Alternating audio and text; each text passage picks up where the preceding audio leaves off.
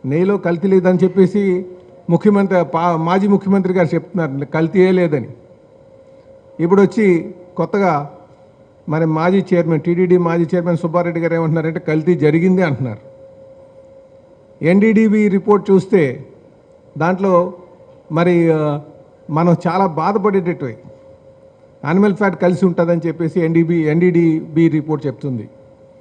ఇలాగా ఏది ఏమైనప్పటికీ కూడా కల్తీ నెయ్యితో సుమారు 20 కోట్ల లడ్డూలు తయారు చేశాడన్న దానికి ఎటువంటి సందేహం లేదు. అంటే పాలుతో కాకుండా తయారు చేయబడినటువంటి దాంతోనే లడ్డూలు తయారు చేశారు. ఇది ప్రజలందరూ కూడా గమనించాలి. ఇది కేవలం ఆర్థిక ఉపేక్ష. నాకు తెలిసి కేజీ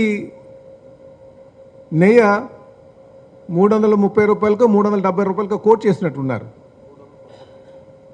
రమారమి ఆ రేంజ్లో ఉంది.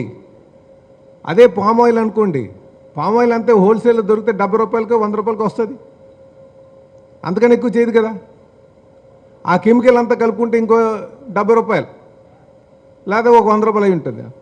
అంటే రమారమి ఈ కేజీ దగ్గర ఎంత ఆర్థిక ఉపేక్ష ఉందో ఒక్కసారి ప్రజలందరూ ఆలోచన చేసుకోవాలి. కేవలం డబ్బుల కోసం కకృతిపడి హిందువుల మనోభావాలని తాకట్టు పెట్టే విధంగా ఈరోజు మాకు బాధగానే ఉంది.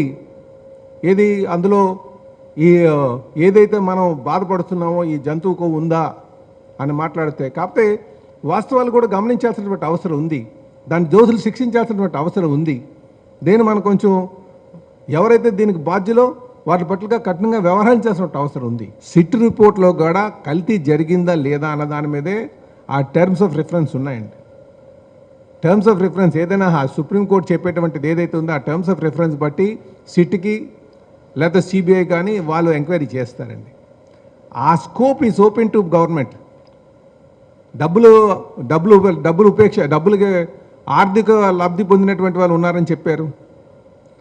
నెయ్యిగా పిలబడుతుంది ఏదైతే ఉందో, కల్తీ నెయ్యిగా పిలబడుతుంది ఏదైతే ఉందో దాంట్లో ఏ సోర్స్ ఆఫ్ మెటీరియల్ వాడారనేది ఉంది.